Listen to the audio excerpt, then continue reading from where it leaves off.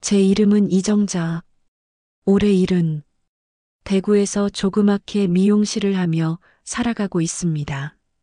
젊은 시절 남편 최만수와 사랑해서 결혼했고 크게 부족하진 않았습니다. 남편은 말이 적고 무뚝뚝했지만 그래도 성실한 사람이었고 저는 그저 그렇게 하루하루 살아가는 게 인생이라 생각하며 살았습니다. 딸 하나, 유진이라고 서울서 직장 다니고 있는 아이가 있는데 그 아이 키우며 남편 내조하고 미용실도 열심히 했습니다. 그런데 그 사람, 제 남편이요. 어느 날 아침 갑자기 말했습니다. 여보, 나 오늘 친구 좀 만나고 올게. 점심까지는 들어올게. 그래서 저는 뭐 늘 그랬듯 밥 차려주고 배웅해주고 그렇게 보냈습니다. 그게 마지막이 될 줄은 몰랐지요.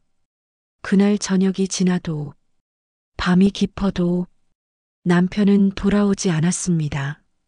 전화는 꺼져 있었고 지갑도 집에 있더군요. 이상하다 싶어 다음날 경찰서에 갔지만 실종 신고만 받고는 딱히 할 수 있는 게 없다며 그저 기다리라고 했습니다. 하루, 이틀, 한 달, 세 달, 동네 사람들은 수군대기 시작했습니다. 만수가 다른 여자 생긴 거 아냐? 돈 떼먹고 도망간 거 아냐? 아유, 정자씨 속도 모르고 참 안 됐다잉. 저는 그 말을 듣고도 그저 웃었습니다. 우리가 고생을 얼마나 같이 했는데 설마 그런 짓을 할 사람이 아니라고 믿었거든요. 하지만 1년이 지나고 2년이 지났을 때 제 딸 유진이가 말했습니다. 엄마, 이젠 아빠 위패라도 모셔야 하는 거 아니야? 그 말에 눈물이 왈칵 쏟아졌습니다. 살아있다면 어떻게든 연락을 했겠지. 죽었겠지, 어딘가에서. 그래서 저는 작은 위패를 하나 만들고 방 한켠에 놓고 매일 향을 피웠습니다. 그 사람 살아있을 때 못해준 말, 혼잣말로 매일 전했습니다. 당신 어디 있어요? 우리 딸 시집은 가야죠. 미영이 돌잔치도 있었는데 당신 사진도 못 봤잖아요. 그날 밤 저는 잠을 자다 깼습니다. 왠지 모르게 가슴이 답답했고 숨이 턱 막혔습니다. 전화기 불빛이 깜빡거리고 있더군요. 새벽 2시 47분. 수상한 국제 전화였습니다. 처음엔 스팸인 줄 알고 넘기려다 어쩐지 가슴 한구석이 덜컥 내려앉는 느낌이 들었습니다. 그래서 망설이다 받았는데 그 목소리 숨막히게 익숙했습니다. 여보, 나야. 만수야. 그 순간 심장이 멎는 줄 알았습니다. 5년 전 아무 말도 없이 사라진 그 사람이 죽은 줄로만 알았던 제 남편 최만수가 지금 감옥에 있다고 저한테 전화해 온 겁니다. 그리고 그는 마지막으로 이렇게 말했습니다. 내 통장에 8억 있어. 그 여자한텐 절대 넘기지 마. 절대야, 여보. 그 말과 함께 전화는 뚝 끊겼습니다. 눈물이 핑 돌았지만 가슴속 깊은 곳에서 이상한 분노가 치밀어 올랐습니다. 도대체 당신이 왜 지금에서야 전화를 하는 거예요?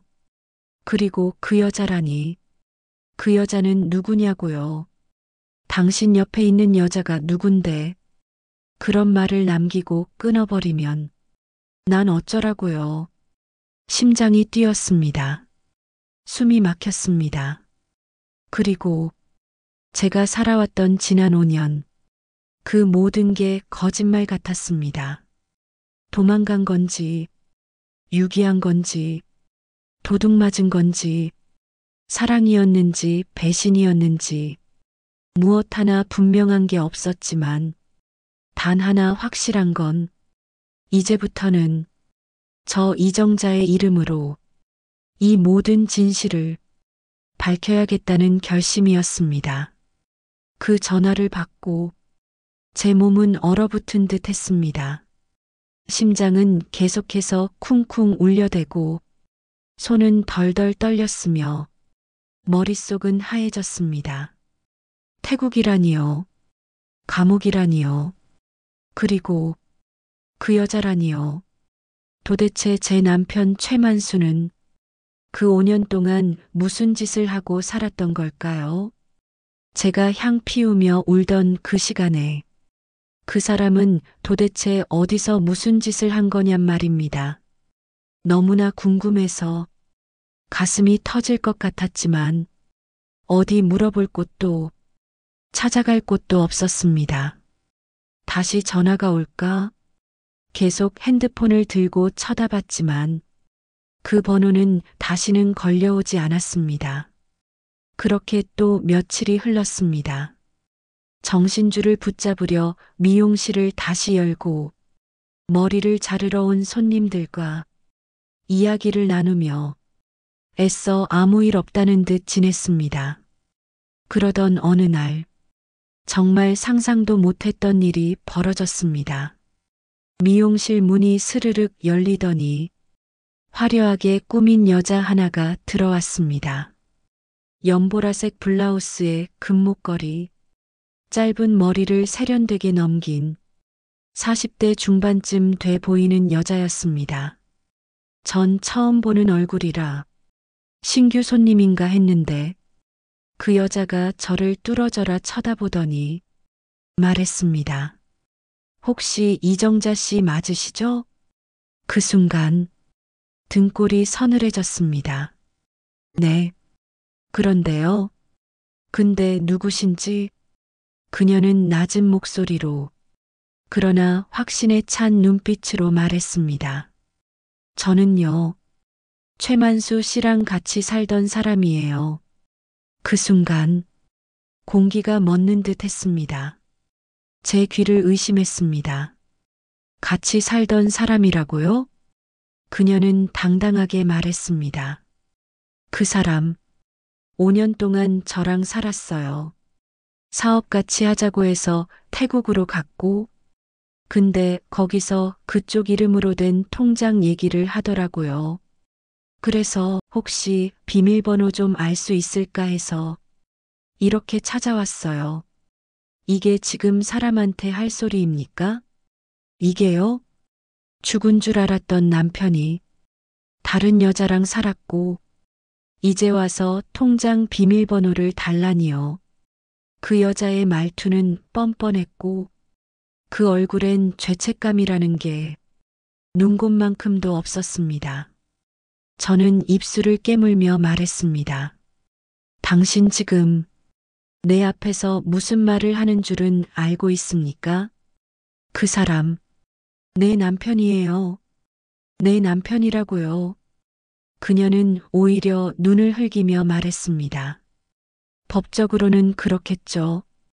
하지만 마음은 제 거였어요. 그 사람, 마지막에 당신 얘기하면서 울었어요. 그래서 이렇게 직접 찾아왔잖아요. 그녀의 말 한마디 한마디가 칼날처럼 제 가슴을 후벼 팠습니다. 그 사람이 당신한테 갔다면 왜 마지막 전화는 나한테 했을까요? 왜 당신한텐 말도 없이 사라졌을까요? 이 말에 그녀의 얼굴이 굳었습니다. 제가 흔들리면 안 됐습니다. 눈물은 올라왔지만 절대 흘릴 수 없었습니다. 지면 안 됐습니다. 그녀는 마지막으로 말했습니다. 생각 있으면 연락 주세요. 비밀번호. 그쪽만 알 수 있는 거라니까요. 그리고는 명함 한 장을 툭 놓고 나갔습니다. 카드에는 정유미, 국제투자 컨설턴트, 정자라는 이름도 유진이라는 딸도 이 여자는 모르고 살았을 테지요. 그날 밤 딸 유진이 퇴근하고 돌아왔습니다. 저는 차마 말을 못 꺼내고 멍하니 거실에 앉아 있었는데 유진이가 눈치를 챘는지 묻더군요. 엄마, 무슨 일 있었어요? 얼굴이 왜 그래요? 그 말에 저는 결국 주르륵 눈물을 흘리고 말았습니다. 울지 말자 다짐했는데 그 한마디에 그만. 유진아, 그 사람 살아 있었어. 그리고 다른 여자랑 있었어. 그 순간 유진이 눈도 커졌고 입도 벌어졌습니다. 그게 무슨 말이에요? 엄마, 그게 무슨 말이냐고요? 저는 떨리는 손으로 그녀가 준 명함을 보여주며 그녀가 찾아왔던 이야기를 하나하나 털어놓았습니다. 유진이는 벌떡 일어나더니 책상 서랍을 뒤지기 시작했습니다. 엄마, 그 사람 주민등록등본 혹시 아직 갖고 있어요? 통장이나 서류 무슨 문서든 남아있는 거요. 유진이는 그 순간부터 눈빛이 달라졌습니다. 엄마, 이건 단순한 바람이 아니에요. 이건 사기예요. 도망이에요. 그리고 엄마를 버린 거예요. 그녀는 조용히 말하면서도 손은 부들부들 떨고 있었습니다. 내가 어릴 때부터 아빠를 그렇게 좋아했던 거 알죠? 근데 그 아빠가 엄마한테 이런 짓을 했다고요? 유진이는 잠시 뒤 핸드폰을 들어 어딘가 전화를 걸었습니다. 여보세요. 강 형사님이시죠? 저 정유진입니다. 혹시 최만수 건 진행 중이죠? 제가 새로운 자료를 좀 드릴 수 있을 것 같아서요. 그 순간 제 딸이 어른이 되어 있었습니다.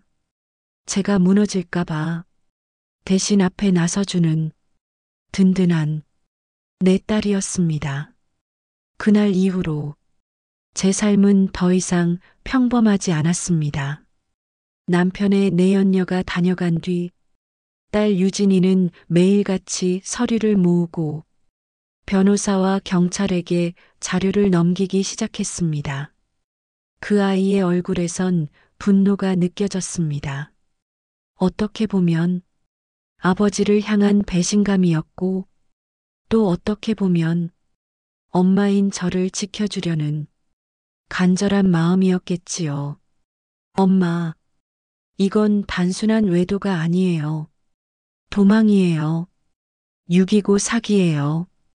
유진이의 말이 귓가를 떠나지 않았습니다. 하지만 저는 이 모든 걸 아직 믿고 싶지 않았습니다.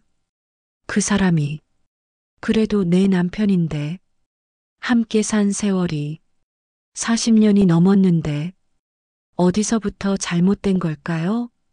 제가 너무 따분해서 제가 매일 미용실만 왔다 갔다 해서 그 사람은 지루했던 걸까요?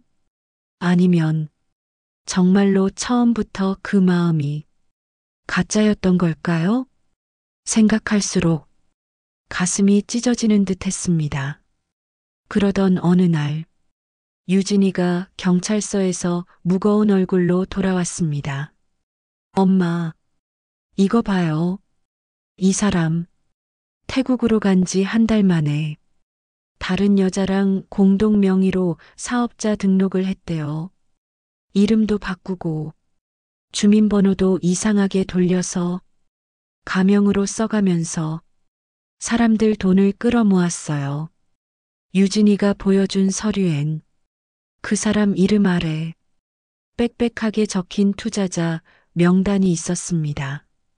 그 이름들 중에는 한 번도 본 적 없는 외국 사람도 있었고 우리나라 사람도 있었습니다.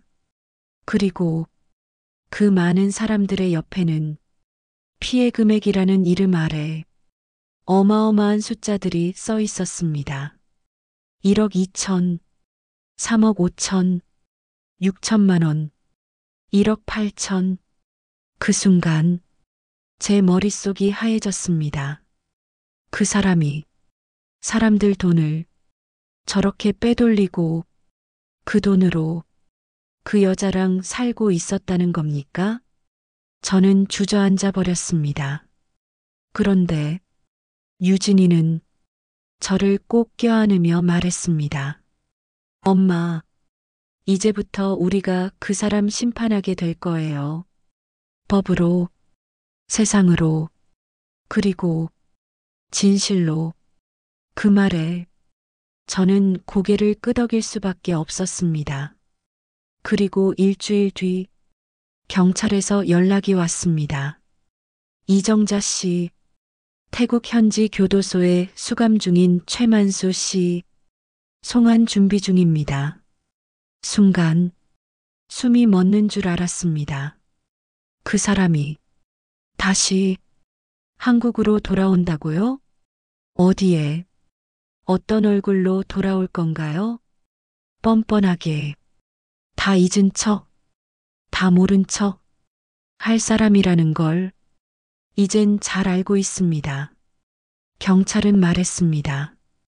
죄목은 사기, 횡령, 명의도용, 공문서 위조. 이쯤 되면 남편이 아니라 범죄자였습니다. 딸 유진이는 마치 형사가 된 것처럼 자료를 모으고 변호사와 통화하며 매일같이 바쁘게 움직였습니다. 그 아이의 눈빛은 불타고 있었습니다. 정의감으로, 엄마를 지키겠다는 마음으로. 엄마, 그 사람 이름으로 된 차명 계좌 3개 나왔어요. 하나는 8억, 하나는 1억 5천, 또 하나는 아직 추적 중이에요. 그 말을 듣고도 저는 아무 말도 할 수 없었습니다. 돈이 문제가 아니었습니다.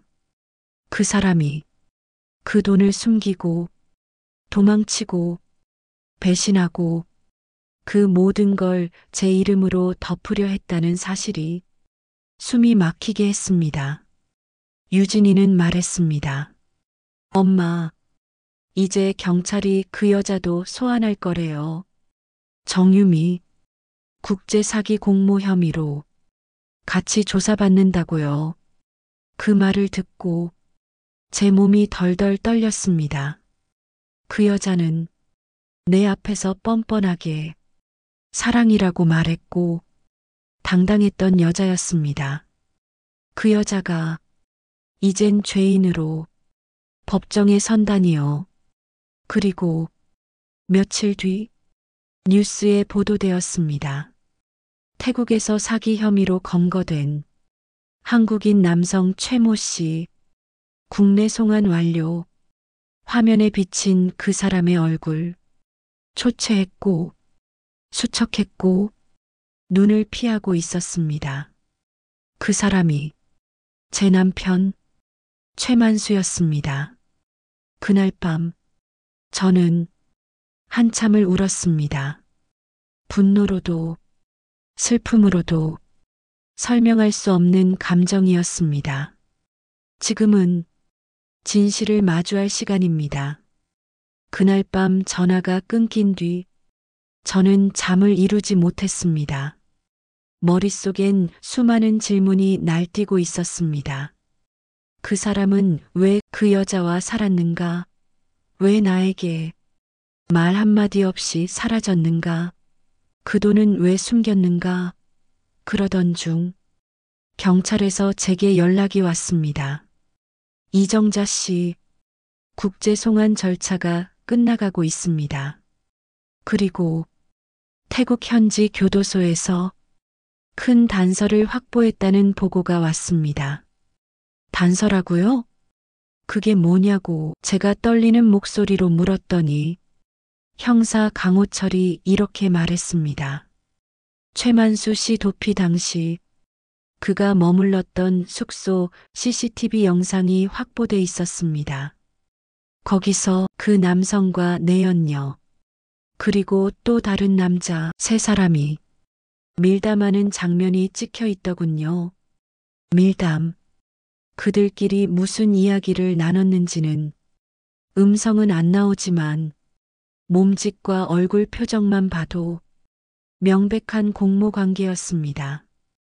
그것 말고도 그 사건 업체의 계좌 거래 내역, 송금자 명단, 거액 송금과 수상한 해외 이체 기록 모두 경찰 자료로 정리가 되어 제게 일부 복사본이 전달되었습니다. 그 자료를 받은 순간 제가 느낀 건 이건 단순한 바람이 아니라 치밀한 범죄 계획이었다는 사실이었습니다. 그리고 그녀가 준 명함, 정유미, 국제투자 컨설턴트, 그 이름이 그 회사 명단에 들어 있었습니다. 그녀가 단지 내연녀만이 아니라 공범 관계였던 겁니다. 기막혔습니다. 제가 모르는 사이 내 이름이 범죄의 일부로 들어가려 하고 있었습니다. 경찰 형사는 말했습니다. 이정자 씨, 당신 이름 명의로 된 계좌, 그녀가 사용한 증거, 우리가 확보해 놓았습니다. 그리고 그녀가 당신에게 비밀번호 요청했던 건 그걸 정리하기 위함이었습니다. 내 귀를 의심했습니다. 내가 내 손으로 내 이름이 그녀의 배반과 사기를 덮어주는 도구가 될 뻔했다니요. 그날 저는 제 자신에게 묻고 또 물었습니다.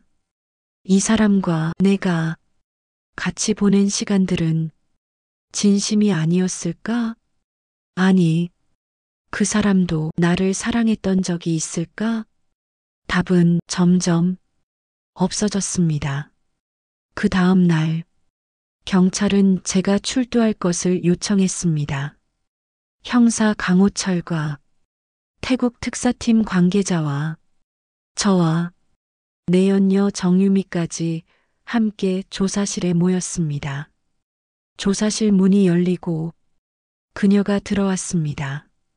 화려한 페미닌 복장, 자신감이 넘치는 걸음걸이, 그리고 그 얼굴엔 차가운 미소가 떠 있었습니다. 정유미 씨, 당신 여기 왜 왔습니까? 제가 떨리는 목소리로 묻자 그녀는 무심하게 답했습니다. 정자 씨, 그 남자와 저는 사업 파트너였습니다. 그 일을 하면서 마음이 맞았던 거죠. 사업 파트너. 이 말이 입안에서 쓰디쓴 가시처럼 퍼졌습니다.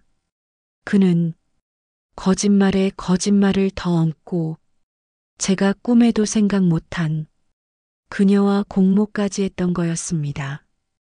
형사 강호철은 냉정하게 말했습니다. 정유미 씨, 당신은 사기 공모, 횡령, 명의도용, 공문서 위조 혐의로 조사를 받게 될 겁니다. 그리고 당신이 요청했던 비밀번호, 그건 범죄 증거 인멸을 위한 시도로 보고 있습니다. 그녀는 얼굴이 하얘지려다 이내 담담하게 말했습니다. 저는 이정자 씨에게 잘했어요 라고 말하고 싶지 않습니다. 하지만 이렇게 말하겠습니다. 자신의 삶을 지키시라고. 그 말이 제 귀엔 비수처럼 꽂혔습니다.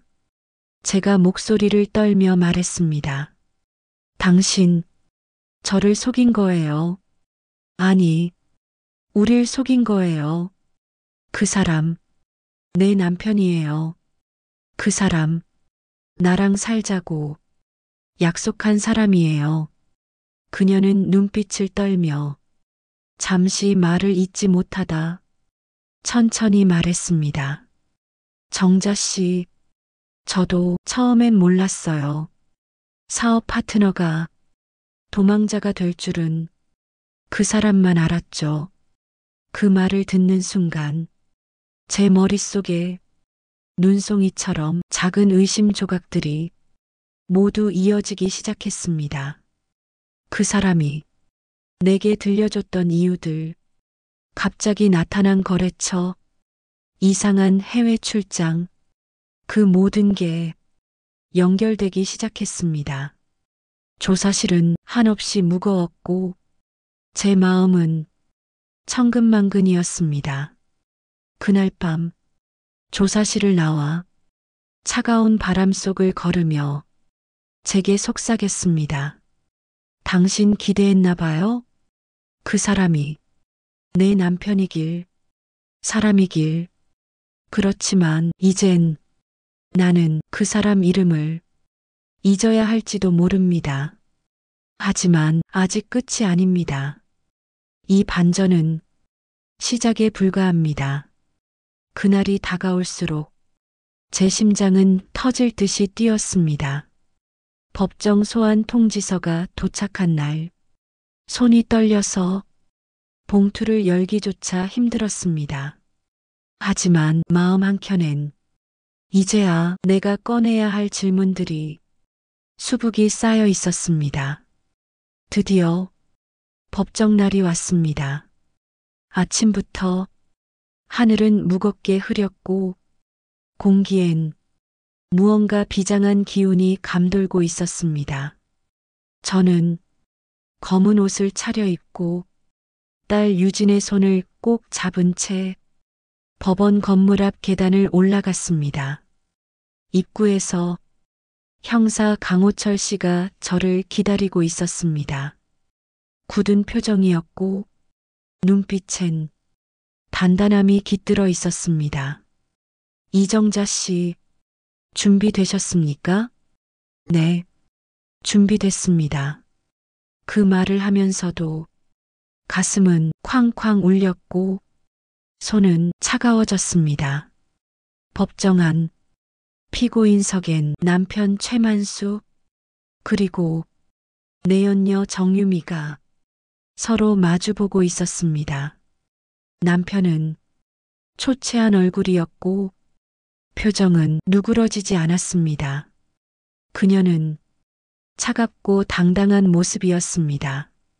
법정 안이 조용해졌고 판사님이 말씀하셨습니다. 이 사건은 사기 공모, 횡령, 명예도용, 공문서 위조 등 피고인 최만수, 정유미 이 두 사람에게 여러 혐의가 적용된 사건입니다. 검사가 먼저 입을 열었습니다. 피고인들은 태국 현지에서 수십 명으로부터 투자금 명목의 돈을 모았고 이를 국내외로 분산 송금하며 숨겼음이 밝혀졌습니다. 또한 피고인들이 정자 씨 명의의 계좌를 공범들이 이용하도록 허락한 정황도 고발 자료에 담겼습니다. 그 말을 듣는 순간 저는 마치 얼음 속에 갇힌 듯 숨이 멎는 기분이었습니다. 그리고 제 차례가 되었습니다. 제 마음은 칼날처럼 예리해져 있었습니다. 판사님, 저도 할 말이 있습니다. 모두가 고개를 돌렸고 남편과 그녀가 제게 눈길을 돌렸습니다. 저는 떨리는 목소리로 말했습니다. 먼저 당신에게 묻겠습니다. 최만수 씨, 왜 그 짓을 하셨습니까?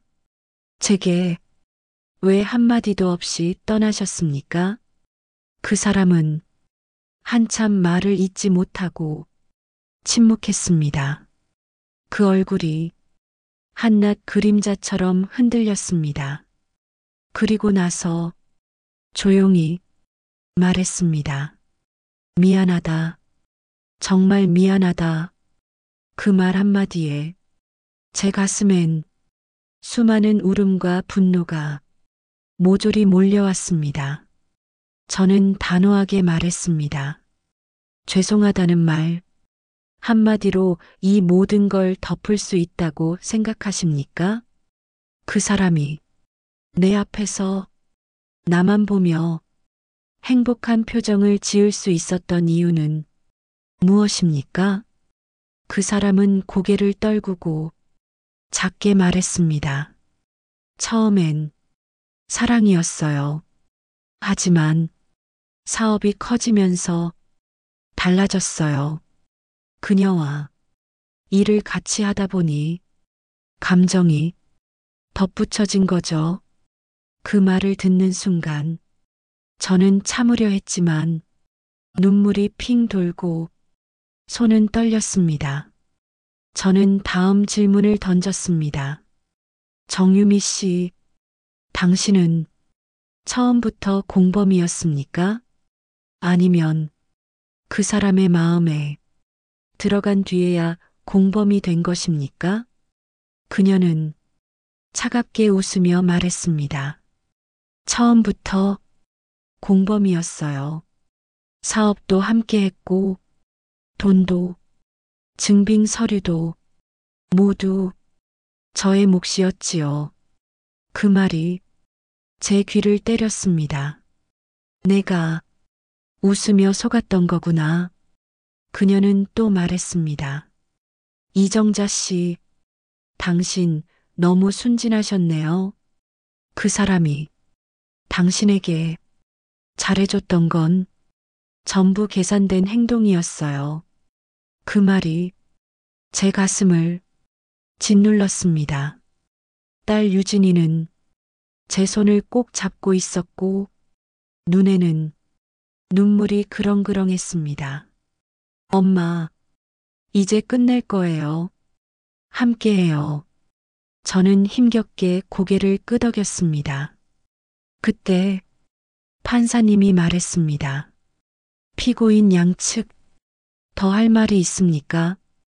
검사 측은 추가 증거 영상과 송금 내역, CCTV 영상, 녹취 파일을 제출하며 피고인들이 범죄를 명백히 입증할 수 있다고 주장했습니다. 피고인들의 변호사는 부인할 여지도 있다고 말했지만 그럴수록 고개는 점점 숙여졌습니다. 시간이 흐르고 법정은 숨죽은 정적 속에 빠졌습니다. 그 순간 저는 제 안에 숨겨뒀던 마지막 질문을 꺼냈습니다. 최만수 씨, 당신 혹시 나한테 미안하단 말 한마디라도 진심으로 할 생각은 있으셨습니까? 그 사람은 눈물을 머금은 목소리로 말했습니다. 미안하다. 지금이라도 당신 앞에 사죄할게요. 그 말을 듣는 순간 저는 눈물을 참지 못했습니다. 그러나 눈물을 흘린다는 것이 비참함이 아니었습니다. 오히려 끝맺음이었습니다. 그 말이 끝나고 법정은 환호도 울음도 아닌 정적 속에 잠겼습니다. 그리고 판사님은 피고인들에게 판결일을 예고하며 이 법정은 오늘의 심리를 마칩니다. 저는 고개를 떨구고 딸 유진에게 작게 속삭였습니다. 유진아, 끝났구나.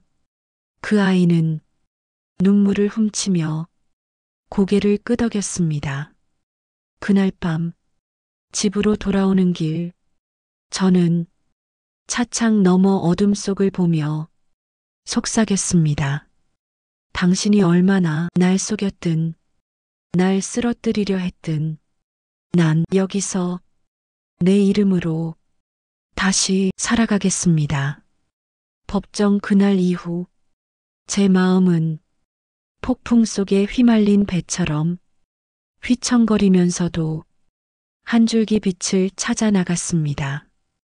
딸 유진이는 제가 무너지지 않게 곁을 지켰고 저는 눈물 속에서도 조금씩 깨어났습니다. 며칠 뒤 검사 측과 변호인 양측은 화해 조정 가능성도 타진해 보자고 판사님께 요청했고 판사님은 당사자들 간 합의 가능성을 열어두기로 했습니다. 그녀는 그 합의안 통보를 받고 먼저 저를 찾아왔습니다. 그녀, 정유미, 그 얼굴을 마주하는 순간 가슴은 미어진 날카로운 천 조각처럼 찢어지는 듯 했습니다. 그녀는 문 앞에 섰고 목소리가 떨리며 말했습니다. 정자 씨, 죄송합니다. 모든 게 저의 욕심이었습니다. 처음엔 사람만 사랑한 줄 알았어요. 하지만 돈이 사람을 잡고 저를 잡았습니다. 그녀는 눈물을 흘리며 고개를 숙였습니다. 내면 깊은 곳에서 나오는 진심 같은 고백이었을까요? 저는 한참 그녀를 바라보다가 살짝 떨리는 목소리로 말했습니다. 정유미 씨, 그 말 한마디로 지금까지의 상처가 사라질 거라 생각하십니까? 그녀는 눈물을 닦으며 작게 답했습니다.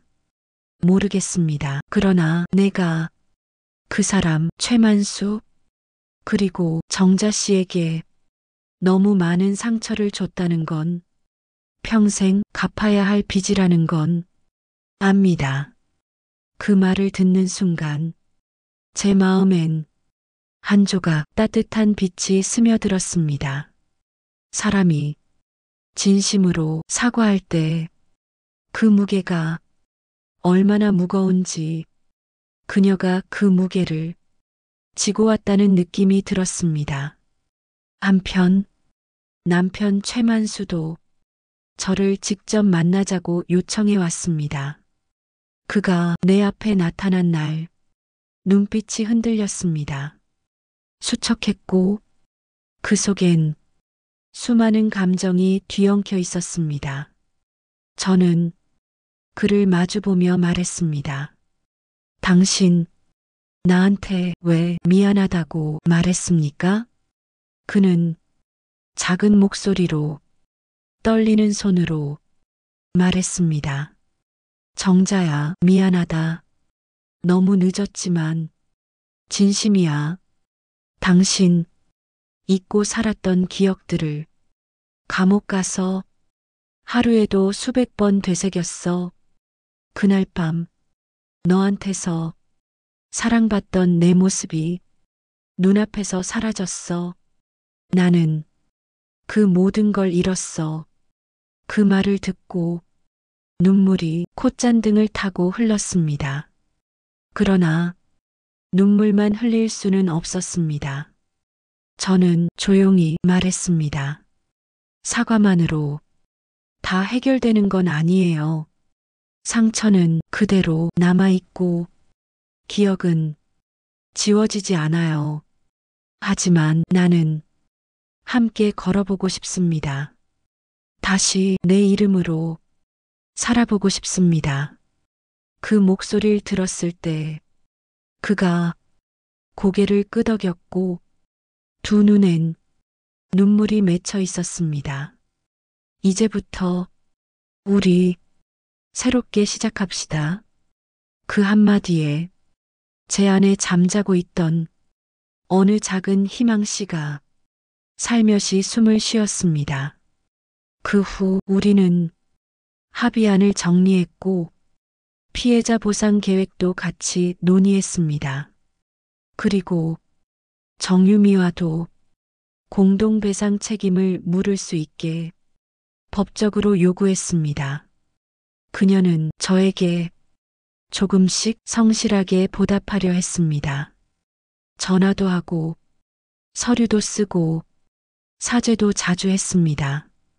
그러나 제가 그를 완전히 용서한 건 아닙니다. 용서란 아직 여전히 많은 시간을 필요로 합니다.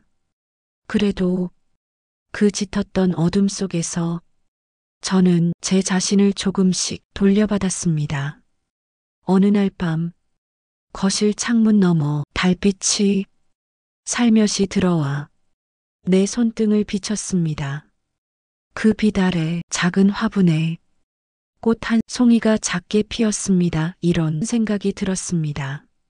나는 이제 꽃처럼 살아야겠구나. 언젠가 누군가가 꽃향기 묻혀 내 이름 부를 때 나는 조용히 웃을 수 있기를. 그때 딸 유진이 방에 들어와 말했습니다. 엄마, 저 이제 엄마만 믿을게요.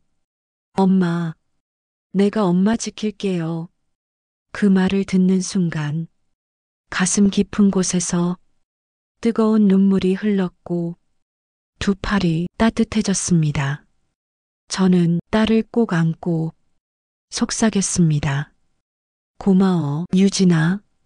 너가 있어 살아갈 힘이 돼. 그 일이 다 끝나고 나서야 저는 숨을 제대로 쉴 수 있었던 것 같습니다. 언제부턴가 늘 가슴께에 걸려있던 돌덩이 하나가 툭 하고 떨어져 나간 느낌이었습니다. 유진이가 말했습니다. 엄마, 이제는 우리 남일처럼 이야기할 수 있어요.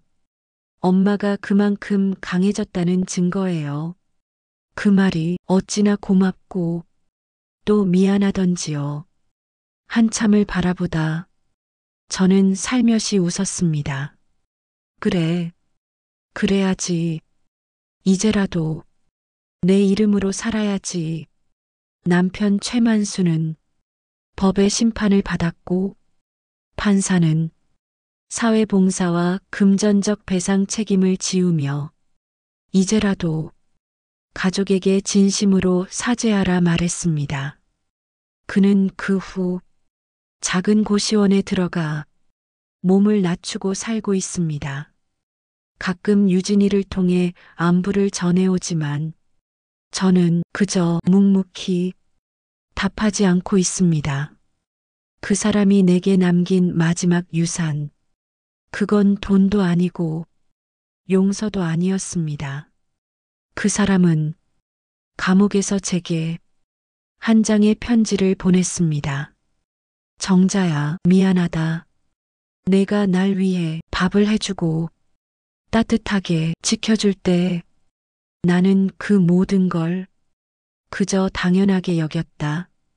그것이 내 가장 큰 죄였고 내 가장 큰 슬픔이었다. 나는 이제야 안다. 사랑이란 건 함께 있어주는 것만이 아니고 지켜보는 것이기도 하다는 걸. 그 편지를 읽고 한참을 울었습니다. 용서할 수는 없지만 그가 끝내 제 마음의 문 앞까지 와줬다는 것만으로도 저는 조금은 편해졌습니다. 그리고 하루는 유진이가 작은 상자를 내밀었습니다. 엄마, 이거 봐요. 제가 만든 앨범이에요. 거기엔 제가 웃고 있는 사진이, 미용실 앞에서 아기 유진이를 안고 있는 제 모습이 가득 담겨 있었습니다. 유진아, 이걸 언제 다 만들었니? 엄마 울까봐 밤마다 몰래 했어요. 엄마는요, 내 인생의 영웅이에요. 진짜로요. 그 말에 가슴이 뜨거워졌습니다. 처음이었습니다. 누구한테 영웅이라는 말을 들어본 게요. 저는 말했습니다. 유진아, 이제 엄마 꽃 좀 피워도 되겠니? 피워요, 엄마. 피워요. 이제 엄마는 엄마 인생 살아야 해요. 그날 밤 저는 처음으로 꽃무늬 이불을 꺼내 덮었습니다. 매번 무채색의 침구만 덮다가 화사한 이불을 덮으니 방 안이 환해졌습니다. 그리고 한참을 거울 앞에 앉아 제가 웃는 얼굴을 바라보았습니다. 주름도 많고 눈밑도 꺼졌지만 그래도 그 안에 살고 있는 저 자신이 처음으로 예뻐 보였습니다. 미용실을 다시 열면서 간판도 바꿨습니다. 이정자의 꽃집 미용실. 동네 어르신들이 재밌다며 웃었고 젊은 엄마들은 와 감성 넘친다며 사진을 찍어갔습니다. 나는 지금 다시 시작했습니다. 상처도 있고 눈물도 남아있지만 그게 제 이야기가 되어 다른 누군가의 위로가 되기를 바라면서 하루하루 살아가고 있습니다. 어느 날 한 아주머니가 조심스레 물었습니다. 정자 씨, 남편분 이제 어떡하실 거예요? 저는 잠시 생각하다 이렇게 대답했습니다. 그 사람 이름은 이제 제 마음에서 꽃처럼 말라가고 있어요. 잊진 못하겠지만 이제는 그 사람 없는 하루가 덜 외롭습니다. 그 말을 남기고 미용 가위를 들었습니다. 그리고 말했습니다. 자, 다음 분 앉으세요. 예쁘게 해드릴게요. 여러분, 우리 인생엔 한 번쯤은 돌아보기도 미뤄두었던 상처가 있습니다. 하지만 그 상처 속에 우릴 다시 일으켜 세울 용기가 작게나마 숨쉬고 있다는 걸 저는 이번 일을 통해 알게 되었습니다.